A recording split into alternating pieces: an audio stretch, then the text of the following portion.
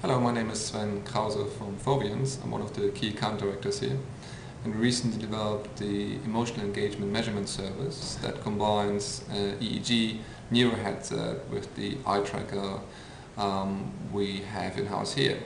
And the exciting thing about it is that for the first time we're actually able to measure the correlation between where the eyes go, so the visual attention of a participant, and his emotional response to what he sees on the screen. So we can find out, for instance, what the emotional response is to certain banner content, different types and variations of email, or different versions of a page design. If you just differentiate on price and product, that means that it's really difficult to stand out in terms of an experience and an engagement with your customers. Now, to get closer to a more engaging experience, you need to be able to measure that.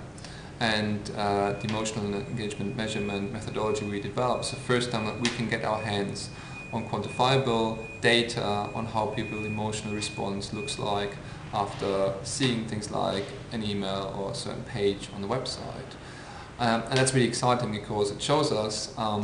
that certain types of content, certain ways of communicating with your customers, but also certain aspects of a multi-channel experience are really important to create that relationship with the customer, and that goes beyond just being usable and having a good design and good products and being competitive on the price, but actually this element of where you engage with the customer and really find what triggers an emotional response, and a positive emotional response is very important and will be more important in the future. Now, what I find really interesting about it is that with this new technology, you can actually tap into the unconscious response of a participant, while with one-on-one testing and methodologies like survey responses and even web-analytic data analysis, which we do in-house, you can only get to actual visible behavior and what people are aware of. Now, with this new technology, you're able to see what the unconscious response to something like a new homepage is, and what gets people excited, what frustrates them, what generates things like boredom or engagement in participants. And we found that really surprising things trigger people's emotional response in both ways, either in a positive or a negative way. So we're tapping into a whole new set of insights from our participants and find it really exciting, because sometimes we find the elements on the screen frustrate people, they're confused about how the page works, and then other times we find that certain pictures, certain types of creating the content and creating a good design leads to very positive emotions and responses from the participants. That's a really exciting new way of looking at it for us, and we made some great progress in the past and did some exciting projects in the area of mobile and finance and gaming. So we create this new technology which combines our SMR eye tracker together with a neuro headset, which is one of these here, so which allows you to measure the brain waves of a participant while he interacts with something like a website. And you see these little black electrodes here that measure the current from the outside of the skull, and by tracking the different key points of activity in the brain, and also recognizing certain patterns in the data that refers back to certain emotional states, and linking up to the eye tracking data, we can for the first time paint a full picture of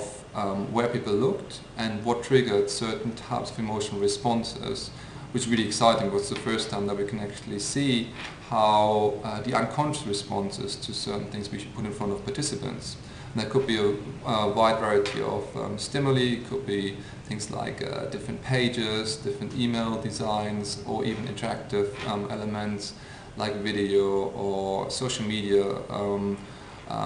apps that we can then measure and see how people respond to that. The other interesting aspect of emotional response is that there's a tight correlation between the emotional response of a person interacting with something like a website and the memory. So you might know from our own experience that any interaction you have with a friend, a colleague, or experience you have on the website are influenced by the emotion you felt after this event. It's also correlated with the peak-end rule. So you either remember the beginning or the end of an interaction, or the peak, which could be negative or positive. So that determines your memory of that situation. So if you think about an engagement with something like a financial institute, and you have the website and people researching products and services and engaging with the content, looking up certain parts of the website, and then calling the call center and having a negative experience with the person on the other end of the line, that determines their perception of that interaction of the brand. So actually, emotional response is a really important element of how people perceive a certain brand and what they memorize about the brand and their view on them. So tapping into people's emotional response, understanding what the emotional response is, and ironing out the negative peaks of the experience, as well as